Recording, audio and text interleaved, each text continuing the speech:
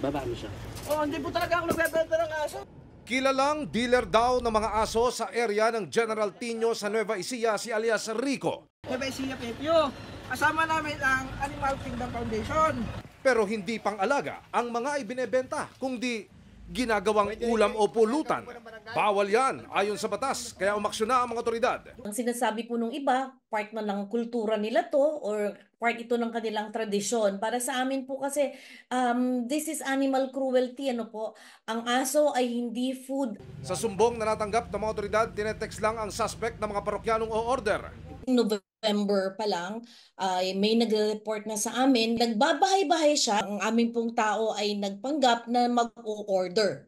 Sinamahan pa nga po kami doon sa pagkukunan niya. Ang offer po is depende kasi sa bigat niya, ano, between 750 to 8 to mga 1,200 peso. Hindi bababa sa 3 buhay na aso ang nailigtas ng mga otoridad mula sa suspect na tumangging magsalita.